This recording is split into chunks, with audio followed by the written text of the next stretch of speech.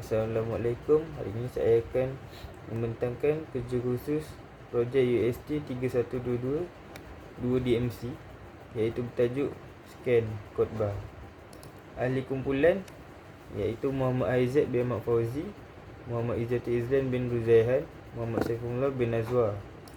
Pengenalan: sebuah kod bar, kod palang atau kod batang barkod mewakilkan maklumat melalui penurutan corak berulang yang boleh dilihat sehingga mampu dibaca mesin.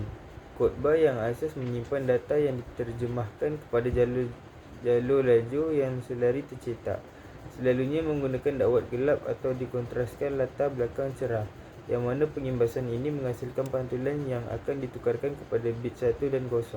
Pada masa kini, ia turut dating di dalam corak berbintik bulatan-bulatan sepusat dan kod teks yang tersembunyi dalam gambar. Kod-kod ini boleh dibaca oleh pengimbas optik yang dipanggil pembaca kod bar atau diimbas daripada gambar oleh perisian khas.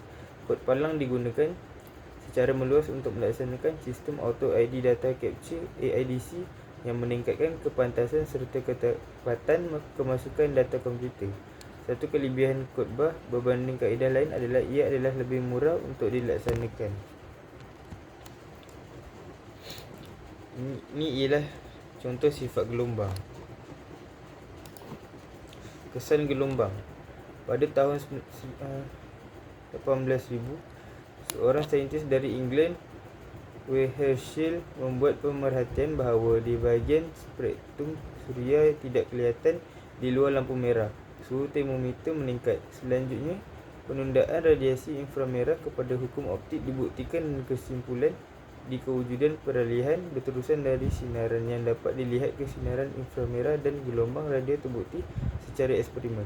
Oleh itu, kesimpulan yang dibuat mengenai sifat elektromagnetik umum mereka buat mengenai hubungannya dengan cahaya yang dapat dilihat.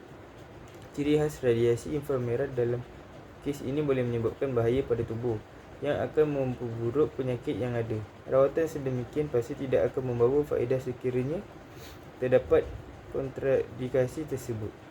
Ketiga, penggunaan sinaran inframerah sebagai prosedur tetapi atau profilaksis harus dielakkan dalam kes berikut: kehamilan dan penyusunan, pendarahan yang kerap, proses purulent, penyakit kronik pada peringkat akut, penyakit darah, penyakit onkologi.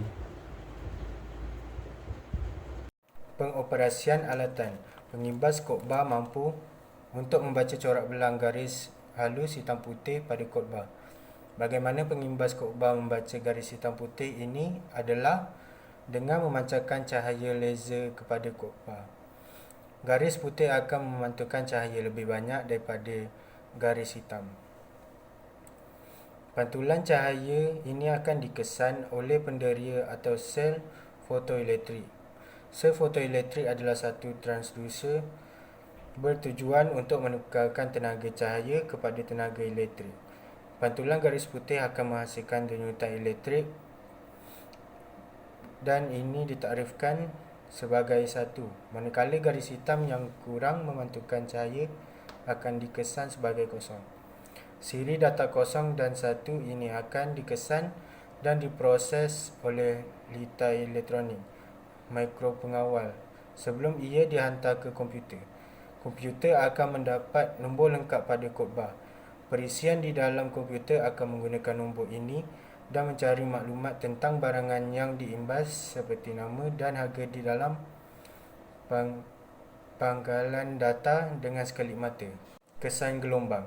Pada tahun 1800, seorang saintis dari England, W. Herschel, membuat pemerhatian bahawa di bahagian spektrum suria yang tidak kelihatan atau di luar lampu merah, suhu termometer meningkat. Selanjutnya, penundaan radiasi inframerah kepada hukum optik dibuktikan dan kesimpulan diwujudkan peralihan berterusan dari sinaran yang dapat dilihat ke sinaran inframerah dan gelombang radio terbukti secara eksperimen. Oleh itu, kesimpulan dibuat mengenai sifat elektromagnetik umum mereka buat mengenai hubungannya dengan cahaya yang dapat dilihat. Ciri khas radiasi inframerah dalam kes ini boleh menyebabkan bahaya pada tubuh yang akan memperburuk penyakit yang ada. Rawatan sedemikian pasti tidak akan membawa faedah sekiranya terdapat kontraindikasi tersebut.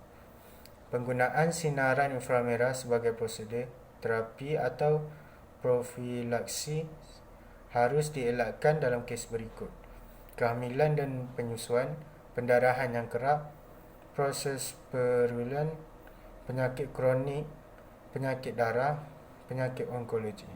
Kesimpulannya, kita mesti